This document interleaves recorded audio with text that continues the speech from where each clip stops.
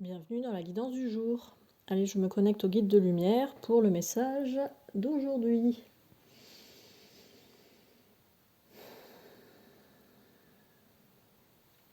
Alors, il y en a parmi vous en ce moment, ils ont du mal à se lever le matin.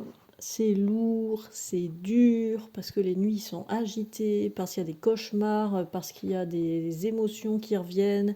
Vous rêvez d'événements, de gens dont vous pensiez avoir fait le deuil depuis longtemps, et il y a des choses qui reviennent, des choses qui remontent. Ce sont des résidus de souvenirs, de traumas, des résidus émotionnels qui remontent comme ça à la surface. Laissez monter.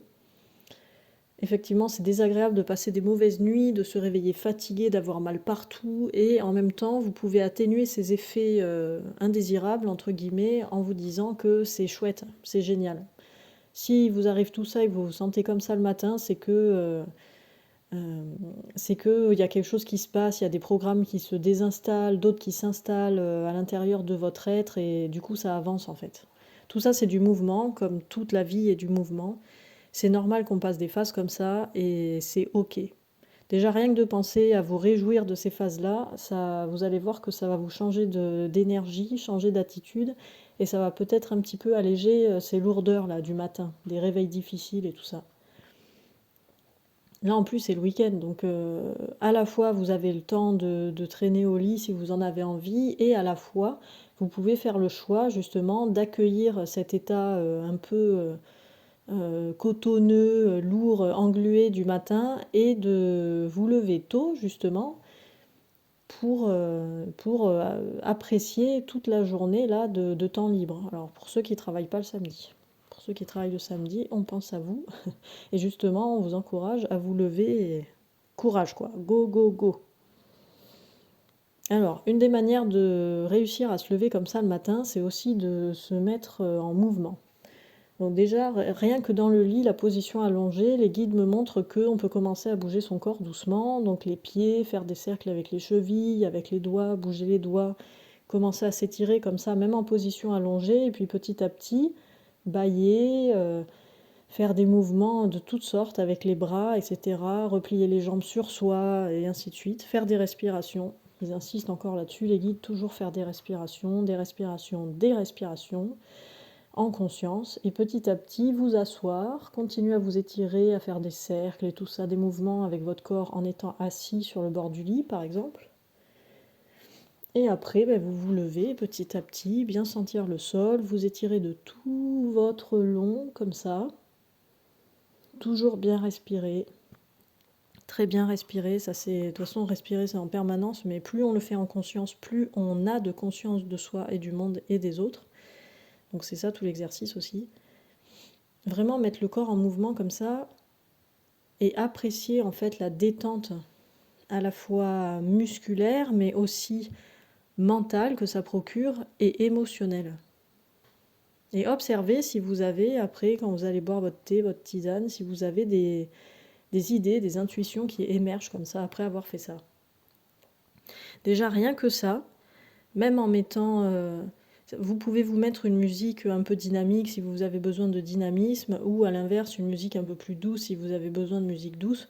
Enfin en tout cas le principal, c'est de vous réveiller avec la conscience que trop cool, très cool, encore une nouvelle journée qui commence, qu'est-ce que je vais apprendre aujourd'hui, quelle synchronicité je vais rencontrer sur mon chemin, quel cadeau je vais recevoir, qu'est-ce que j'ai envie de vivre aujourd'hui, à l'intérieur de moi déjà. Parce que c'est ça qui façonne l'extérieur en fin de compte.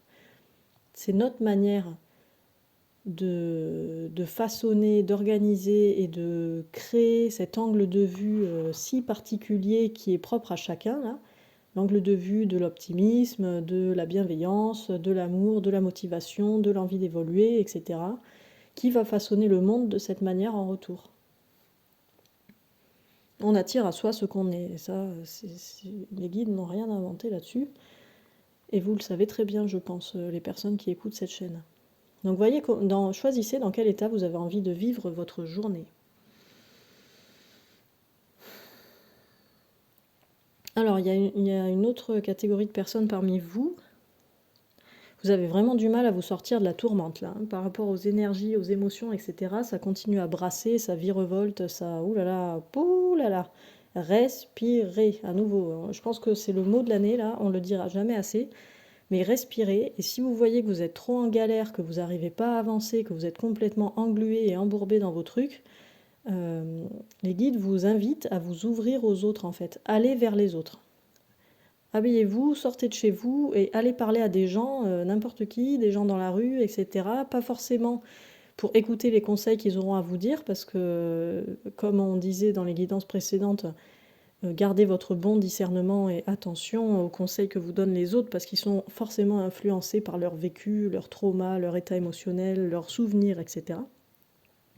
Mais au moins pour vous permettre de partager, de vous décharger, d'adopter de nouveaux angles de vue, parce que vous pouvez très bien vivre et revivre encore une situation en boucle dans votre tête qui a été désagréable, et le simple fait des fois d'en parler à quelqu'un, la personne va vous donner un angle de vue différent, que vous allez rajouter à votre panel, et la situation va changer complètement de couleur et de texture et de vibration émotionnelle pour vous. Donc s'il y en a qui se sentent vraiment complètement emportés là, dans les tornades énergétiques, émotionnelles et tout ça, n'hésitez pas à aller vers l'extérieur en fait. Ça peut être vraiment quelque chose Enfin, ça peut être quelque chose d'hyper puissant en fait. Quand on ose s'ouvrir à l'autre, on ose parler de soi, etc., ça peut être un truc...